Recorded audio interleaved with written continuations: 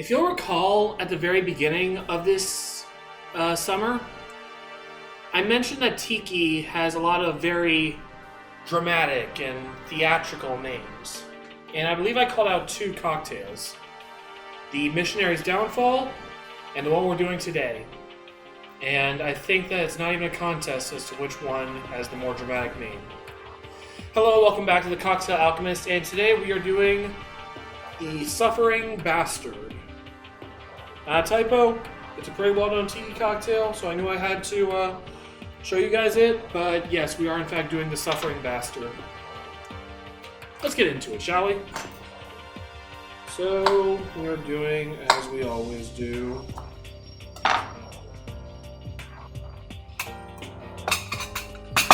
Actually, my last recording session, I bent my juicer a little bit, so I might have to get a new one.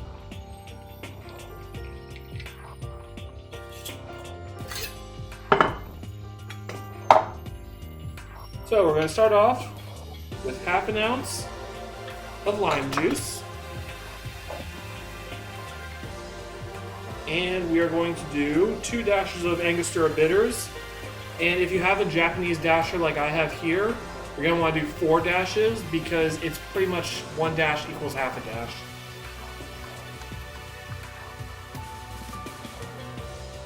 If you're doing it straight from the bitters bottle though, 2 dashes.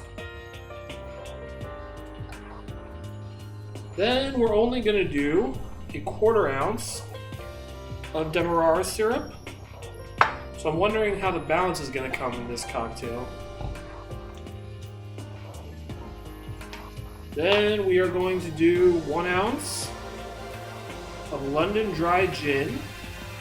Again, we're doing a tiki cocktail that doesn't involve rum, and I am so excited for that.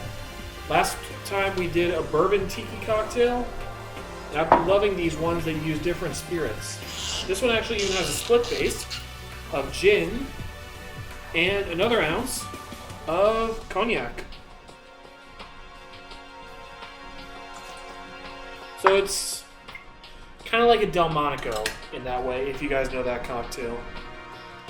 I'm actually very excited for this one because of that cognac. I just got it today for this cocktail.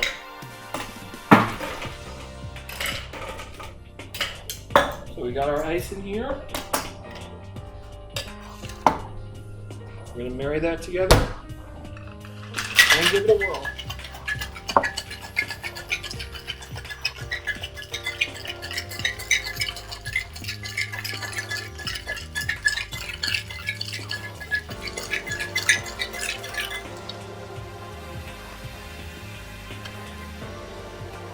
Because we're doing the Suffering Bastard, I figured I would pull out my can-shaped Collins glass that also has a skull on it.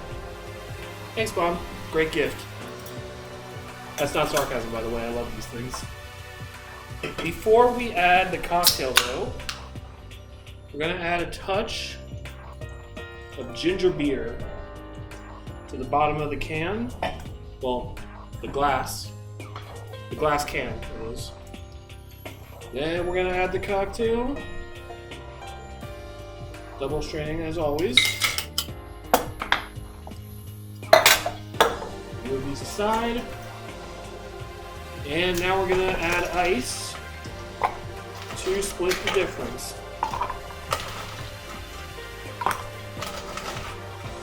And this one called for just cold draft ice, so that's what I'm using.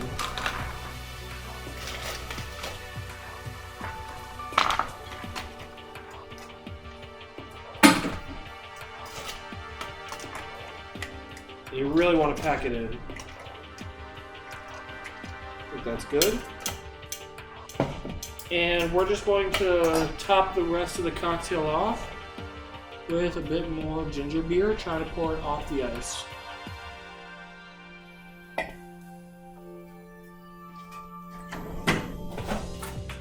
I am off my game today because I completely forgot to pull out a garnish.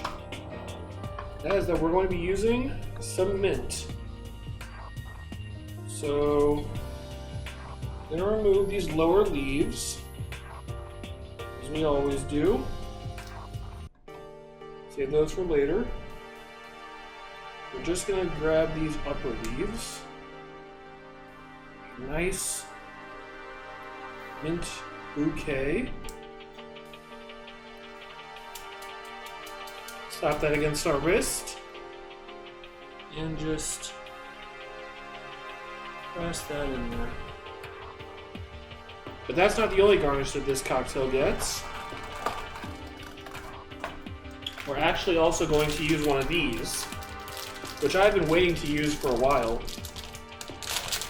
They are rock candy stir sticks. So this is probably where the sweetness is going to come from.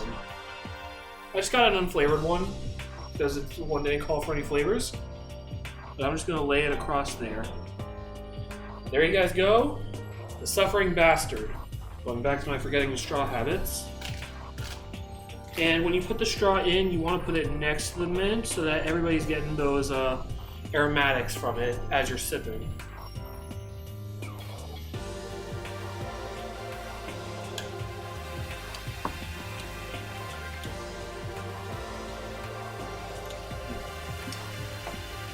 Wow.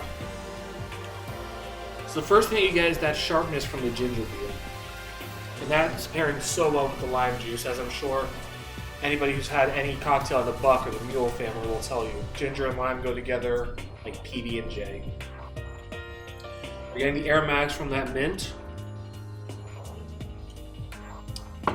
It's definitely balanced, but on the tart side, I'm guessing that's where this stir stick is coming in. I'm just going to go ahead and drop it in there, see if that makes any difference.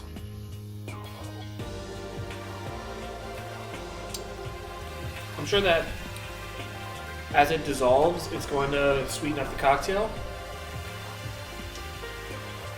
And the cognac is adding some nice barrel notes. Gin is adding some botanicals as well. That's all being balanced out by the little simple syrup that's in there. Again, it's still on the tart side, so if you like your cocktails a little bit sweeter, maybe drop the stir stick in there a little bit sooner and wait a second for your drink. Good things come to those who wait. Isn't that the saying? Well, that's going to do it for today. I present to you guys the Suffering Bastard. Oh yeah, and in that last sip I took, some of the sugar from the candy got in there already. That's incredible. There you guys go. Make sure to have a great night. Cheers.